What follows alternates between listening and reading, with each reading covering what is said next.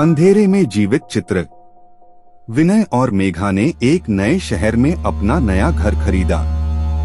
घर पर एक भारी चार्चित पुराना जमावड़ा था जिसमें विभिन्न पुरानी चीजें संग्रहित थीं। घर का आवास प्रेमियों के बीच पहले से ही था, लेकिन उन्होंने इसे अनदेखा किया। एक रात जब विनय और मेघा अपने नए घर में अकेले थे, विनय ने वही पुराना जमावड़ा खोला और उसमें एक पुरानी चित्र पाया। चित्र में एक सुंदर महिला की तस्वीर थी जिसकी आंखों में एक अजीब सी चमक थी। जैसे ही विनय ने उस चित्र को अदृश्य ध्यान से देखा, वह एहसास करने लगा कि चित्र से कुछ अजीब हो रहा है। रात के अंधेरे में उसे ऐसा लगा कि चित्र की आंखों में अदृश्य आवाज आ रही है। मेघा उसे समझाने की कोशिश करती है, लेकिन विनय अपने दिमाग में चित्र से जुड़े रहस्य को हल करने के लिए तैयार है। वह जमावड़े में और चीजों में खोजता है और एक पुरानी किताब पाता है जिसमें चित्र के बारे में कुछ लिखा हुआ है। किताब के अनुसार चित्र वही महिला थी जो 100 साल पहले जीवित थी और उसका चित्र वह अंधेरे में उसी अवस्था में बना था। उसे उसके पति ने जीवित जला दिया था और उसकी आत्मा अब भी चित्र में बंद है। विनय और मेघा को यह लगता है कि चित्र को तबाह करने से ही वे रात की अजीबोगरीब घटनाओं से बच सकते हैं।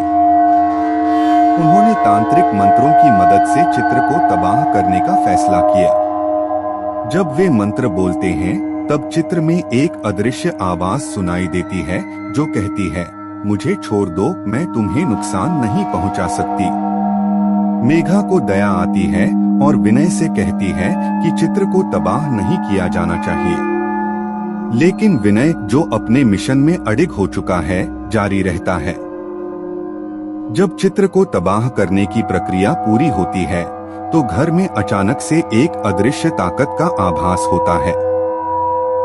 विनय को लगता है कि उसे चित्र की भूली हुई आवाज आ रही है, तुमने मुझे छोड़ा नहीं, अब मैं तुम्हें नहीं छोड़ूंगी।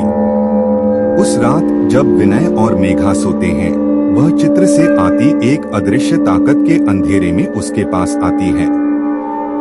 उसके बाद वह हर रात उन्हें परेशान करने लगती है। एक दिन मेघा ने तबाही से बचने के लिए अपने पिता से सहायता मांगी, जो एक पूर्व रत्नागिरी थे। पिता ने चित्र की प्राण प्रतिष्ठा करने का निर्णय किया और चित्र को प्राण दान करने के लिए एक यज्ञ की प्रक्रिया आयोजित की।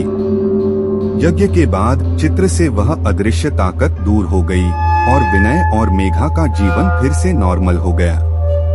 लेकिन उन्होंने इस घटना से एक सीख ली, कभी कभी पुरानी चीजों की जांच और समझने में सावधानी बरतनी चाहिए।